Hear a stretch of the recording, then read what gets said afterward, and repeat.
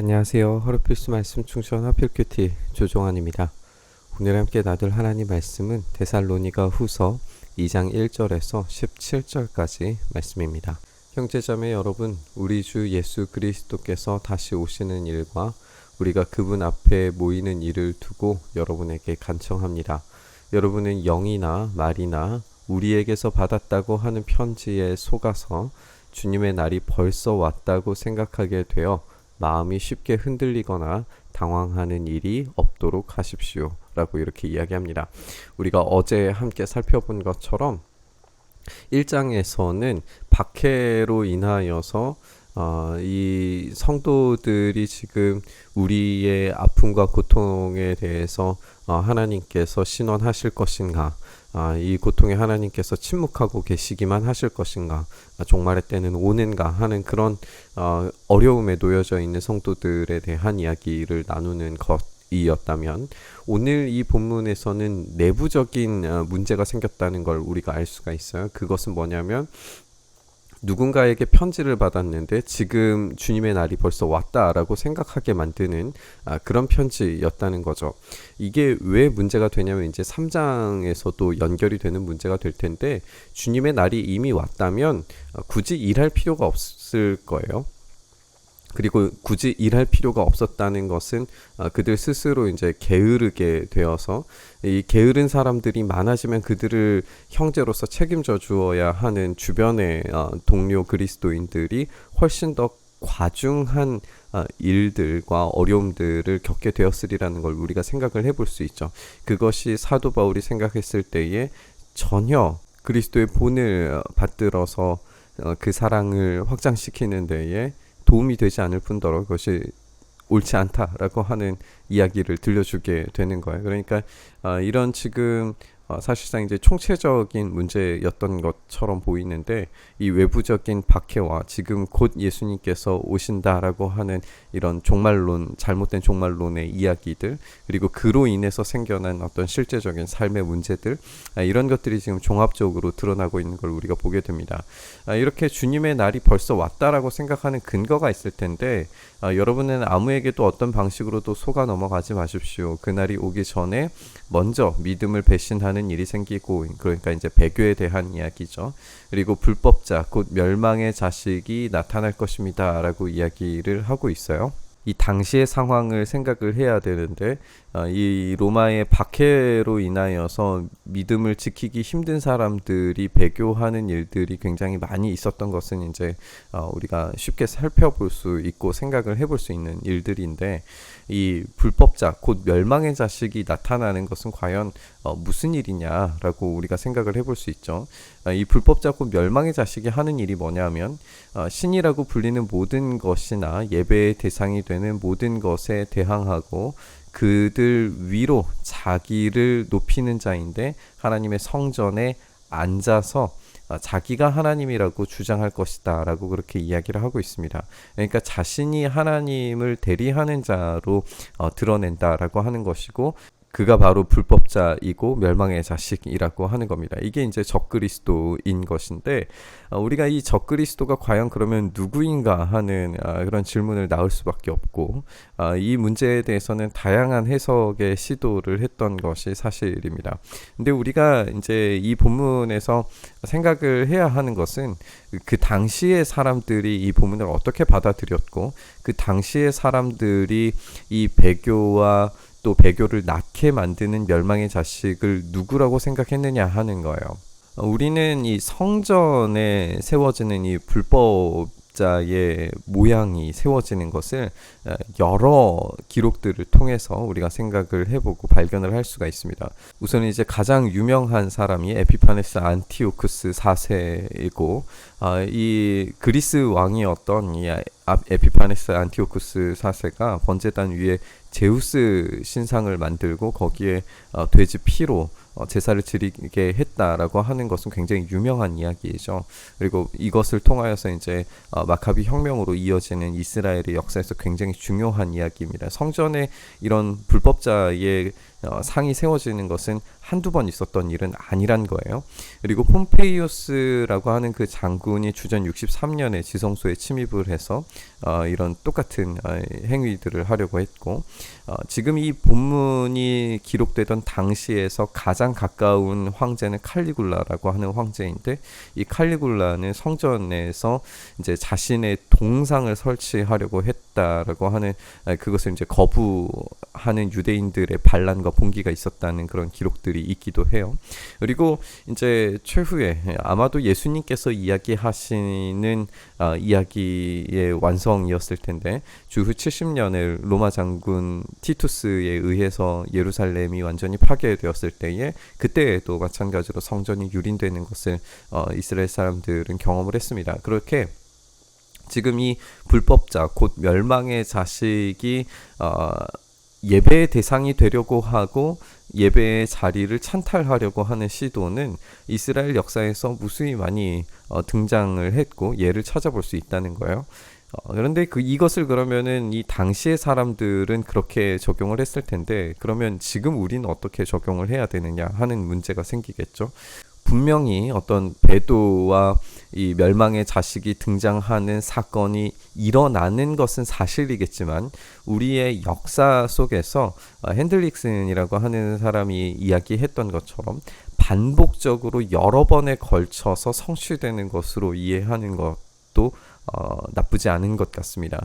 그러니까 이 본문을 딱 누군가에게 한정지어서 지금이 마지막 때가 왔다, 이제 예수님께서 곧 오실 날이다를 특정 지으려고 하는 그런 모든 시도들에 대해서 우리가 사도 바울의 가르침, 이 마음이 쉽게 흔들리거나 당황하는 일이 안 생기도록 하는 것이 중요한 것 같습니다.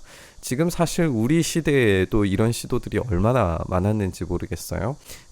땅굴 이야기로부터 시작을 해서 이 코로나로 인한 것으로 인해서도 종말을 특정 지으려고 하는 그런 시도들이 있는 것을 우리가 알고 있지만, 우리가 이것을 통해서 어떤 흔들리는, 당황하는 일, 그리고 이것으로 말미암아서 우리의 삶이 게을러지게 되는 일이 절대 일어나서는 안 된다.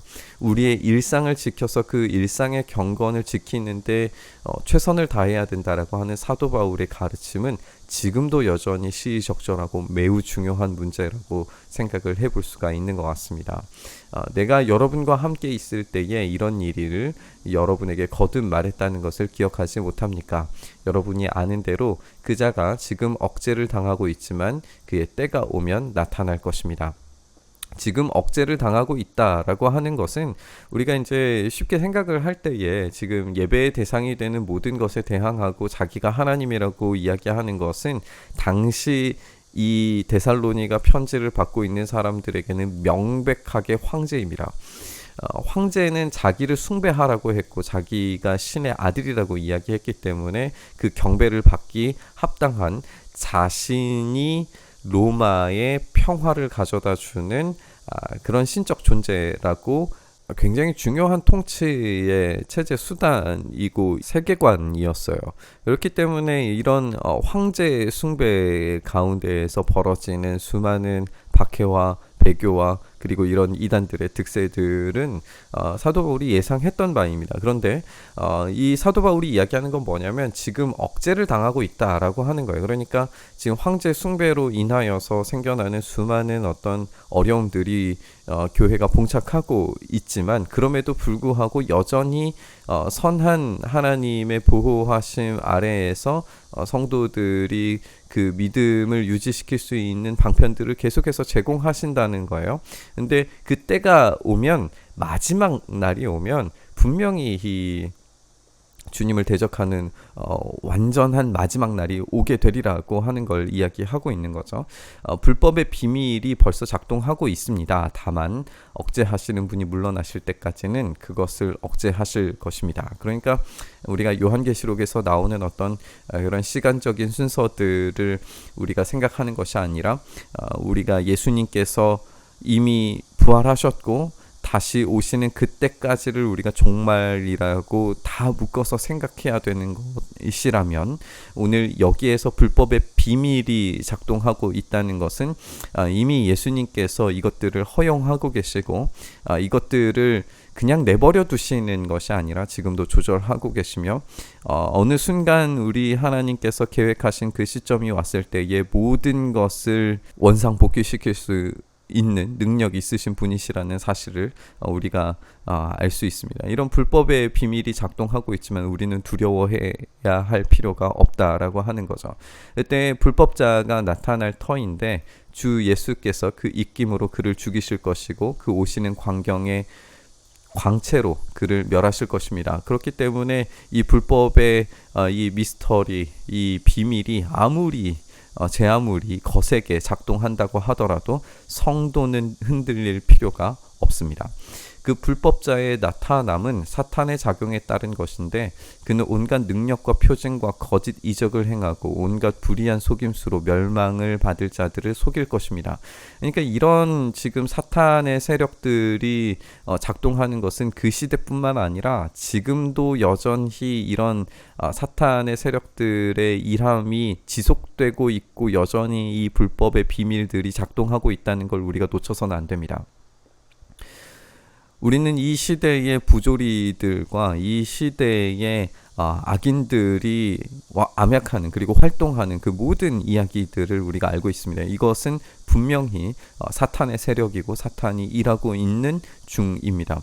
우리가 그것을 그냥 없는 것 취급해서는 안 돼요. 그러나 더 중요한 것은 그것으로 인하여서 우리의 마음이 흔들리거나 우리가 지금 예수님께서 곧바로 오실 만한 때인가라고 우리의 마음을 뒤흔들리는 것이 아니라 우리 주님께서 오시면은 이 모든 것은 해결될 것이니 그 영광의 빛 아래에서 모든 것이 소멸될 것이니 우리가 오로지 예수 그리스도를 바라봄으로 그 주님의 나라가 오실 것을 확고한 믿음과 소망으로 붙잡음으로 흔들리지 않는 우리의 일상의 경건을 놓치지 말라라고 하는 것이 이 메시지의 핵심이라는 거예요. 그것은 멸망을 받을 자들이 자기를 구원하여 줄 진리에 대한 사랑을 받아들이지 않았기 때문입니다. 그래서 예수 그리스도의 통치 안에 들어오기를 거부하는 것이죠. 그러므로 하나님께서는 미혹하게 하는 힘을 그들에게 보내셔서 그들로 하여금 거짓을 믿게 하십니다. 이렇게 하나님께서 택하신 성도들은 예수 그리스도 안에서 그들의 사랑과 믿음과 소망을 더욱 더 확장시킬 여지가 있지만 미혹하게 하는 힘들을 그들에게 보내셔서 멸망자들은 거짓을 믿게 함으로 결과적으로 심판에 떨어지게 되는 것을 우리가 보게 됩니다. 이렇게 하나님의 선택에 따라서 이런 구별됨들이 보여지는 것도 우리가 주목해서 살펴볼 수 있는 것 같아요. 그것은 진리를 믿지 않고 불의를 기뻐한 모든 사람에게 심판을 내리시려는 것입니다. 주님의 사랑을 받는 형제자매 여러분, 우리는 여러분의 일로 언제나 하나님께 감사하지 않을 수 없습니다. 하나님께서는 여러분을 성령으로 거룩하게 하시고 진리를 믿게 하여 구원에 이르게 하시려고 처음부터 여러분을 택하여 주셨기 때문입니다. 이런 택하심이 우리에게 있기 때문에 우리의 믿음과 소망과 사랑이 더욱 더 확장될 수 있다는 것, 계속 이제 반복된 주제이죠. 이렇게 되게 하시려고 하나님께서는 우리의 복음으로 여러분들을 부르셨고 여러분에게 우리 주 예수 그리스도의 영광을 얻게 하셨습니다. 그러므로 형제자매 여러분, 든든히 서서 우리의 말이나 편지로 배운 전통을 굳게 지키십시오. 이 부분에서 이제 이단들이 이야기하고 있는 지금 당장 예수님께서 오셨다. 그러니 모든 것은 끝났다. 이제는 방종의 그런 도덕을 지키지 않아도 되는 차원의 세대가 도래했다라고 하는 이런 영지주의적 가르침에 따르지 말라는 겁니다. 우리의 이 믿음의 전통 그리고 예수 그리스도 앞에서 정결하고 순결한 삶을 온전히 지켜야 될 가르침에 대해서 이야기하고 있는 걸 우리가 보게 됩니다. 그 모든 것은 이제 우리를 부르신 것이 근거가 되었고 이 전통에 따라서 믿음과 사랑과 이 소망을 굳게 붙들고 흔들리지 않는 믿음을 지켜내야 합니다. 이것이 이단을 이기는 힘입니다. 우리를 사랑하시고 은혜로 영원한 위로와 선한 소망을 주시는 우리 하나님 아버지와 우리 주 예수 그리스도께서 친히 여러분의 마음을 격려하시고 모든 선한 일과 말에 굳세게 해주시기를 바랍니다 라고 이렇게 이야기하고 있습니다. 특정한 세대를 위해서 보내진 말씀이라기보다는 이것이 계속적으로 우리에게도 적용될 수 있는 말씀이라고 하는 것이 더 중요한 것 같습니다. 지금도 여전히 불법의 비밀 그리고 자기를 숭배하게 만드는 이 숭배자들이 얼마나 많은지를 우리가 생각을 해봤으면 좋겠습니다. 하나님께 예배 드리는 것 대신에 예배 받고 있는 어떤 인물이나 사상이나 생각들이 있다면 그 모든 것들은 하나님의 자리를 찬탈한 불법의 자식들입니다. 그 불법의 자식들이 지금 우리 시대에도 여전히 만연하고 있다는 것은 의심의 여지가 없습니다. 여기에서 우리가 중요한 것은 지금이 그래서 마지막 때이냐 아니냐를 논하는 것이 아니라 그래서 우리에게 흔들리지 않는 믿음이 있느냐라고 하는 것입니다. 우리가 이 말씀을 묵상하면서 이 마지막 시대, 우리가 예수님께서 오신 이후로부터, 부활하신 이후로부터 다시 오시는 그 날까지를 우리가 종말이라고 부르기로 약속한다면 지금 이 종말의 시대에 우리의 참된 믿음을 지키고 배교하지 아니하고 참된 경건과 참된 믿음을 지킬 수 있는 그런 믿음의 실력들이 우리에게 있는가를 질문하면서 우리 주님께서 우리를 택하셔서 그 사랑과 믿음과 소망을 더욱 더 확장시키기를 원하시는, 그리고 사도 바울이 그렇게 권고하는 이야기들이 우리 안에 이루어질 수 있게 해달라고 기도했으면 좋겠습니다. 그래서 오늘 이 사도 바울이 2장의 마지막에 이야기하는 것처럼 우리의 마음을 격려하시고 모든 선한 일과 말에 굳세게 해 주시기를 빈다라고 하는 이 사도 바울의 기도가 우리에게도 적용될 수 있었으면 좋겠습니다. 그렇게 굳건한 믿음을 소유한 이 종말의 시대를 살아가는 우리가 될 수 있게 해달라고 말씀 묵상하며 기도의 자리로 나아갔으면 좋겠습니다. 오로지 예수 그리스도 우리 주님만 예배 받으시기에 합당하신 분이심을 오늘 고백합니다. 우리의 예배의 자리에 수많은 다른 물건들과 인물들이 놓여지지 않게 하시고 오로지 주님만이 우리의 삶의 유일한 이유와 목적 되심을 우리의 모든 힘을 다하여서 고백함으로 나아갈 때에 우리에게 흔들리지 않는 이 소망으로 인하여서 끝까지 이 믿음 지키며 주님 나라 위하여 살아갈 수 있도록 주여 은혜 더하여 주시옵소서. 우리가 그래서 그 안에서 우리의 믿음이 더욱 굳건하여지며 믿음과 사랑과 소망이 더욱더 확장되며 성장하는 우리의 삶 되게 하여 주시옵소서. 그렇게 우리를 붙들어 주시기를 간절히 소망하며 우리 주님 예수님 이름으로 기도드리옵나이다. 아멘.